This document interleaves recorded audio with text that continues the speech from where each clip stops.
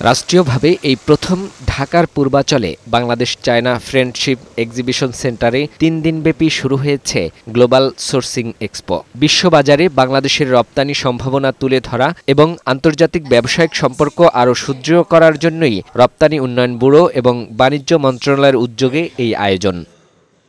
Global sourcing এক্সপোর উদ্বোধনী অনুষ্ঠানে বিকেএমইএর সভাপতি মোহাম্মদ হাতেম বলেন, দেশে রাজনৈতিক পরিস্থিতি স্বাভাবিক না হওয়া পর্যন্ত বিদেশি বায়াররা দেশে আসতে আগ্রহী হচ্ছে না। ইম্পোর্ট করে না, সেই সমস্ত বায়ারগুলিকে খুঁজে বের করে তাদেরকে ইনভাইট করে নিয়ে আসা, এই কাজটা আমার মনে হয় এই বছর আমি কয়েকজনের সাথে কথা বলেছি বিদেশি, ওরা এই মুহূর্তে মানে পলিটিক্যাল সিচুয়েশনের অজুহাত দিয়ে অনেকে বলছে যে এই মুহূর্তে তারা আসতে চাচ্ছে না।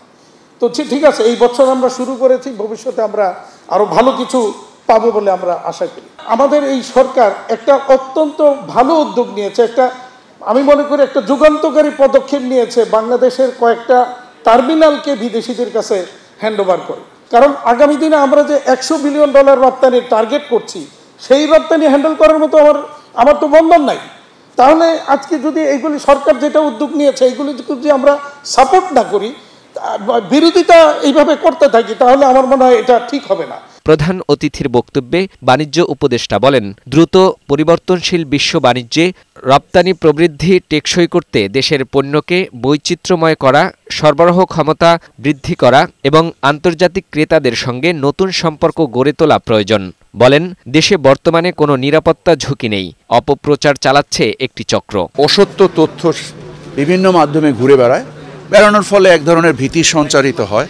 বাট আপনারা নিজেরাই জানেন যে আমাদের দেশের ঘোরাফেরাতে নিরাপত্তায় কোথাও তেমন কোনো ঘাটতি নাই। তো আমাদের বাণিজ্যকে, আমাদের উৎপাদন খাতকে আরও গতিশীল করার জন্য সমস্ত দুনিয়ার যারা সরবরাহকারী এবং ক্রেতা আছেন তাদেরকে সমন্বিতভাবে এক ছাদের নিচে পাওয়ার উদ্দেশ্যেই বাণিজ্য মন্ত্রণালয় এই উদ্যোগটা গ্রহণ করেছে এবং এর মাধ্যমে আশা করা যায় যে আল্লাহর রহমতে আমাদের উৎপাদনশীল খাতে এবং আমাদের রপ্তানি খাতে যথেষ্ট প্রবৃদ্ধি আসবে। এবারের সোর্সিং এক্সপোতে তৈরি পোশাক, চামড়া ও চামড়াজাত পণ্য, পাট ও পাটজাত পণ্য, কৃষিজাত পণ্য, প্লাস্টিক ও কিচেনওয়্যার, হোম ডেকর ও ফার্নিচার, ওষুধ ও তথ্য প্রযুক্তি সহ দেশের 8টি গুরুত্বপূর্ণ রপ্তানি খাতের পণ্য প্রদর্শন করা হচ্ছে। প্রদর্শনীতে এসব খাতের শতাধিক প্রতিষ্ঠান, বহুজাতিক কোম্পানি, পাইকারি ব্যবসায়ী ও সরবরাহ খাতের প্রতিনিধি অংশ নিয়েছেন।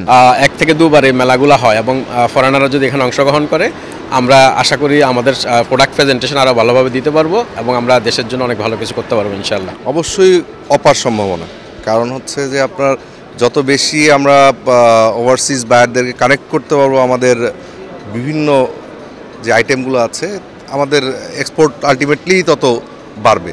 এক্সপোতে আফগানিস্তান, চীন, Iran, Japan, Myanmar, Pakistan, Singapore, Sri Lanka, Thailand, সংযুক্ত আরব আমিরাত, যুক্তরাষ্ট্র সহ বিভিন্ন দেশের ক্রেতা, বিনিয়োগকারী ও সোর্সিং প্রতিষ্ঠান অংশ নিচ্ছে। এক্সপো চলবে আগামী 3 ডিসেম্বর পর্যন্ত। ফাহিম মুনাইম, বৈশাখী সংবাদ, ঢাকা।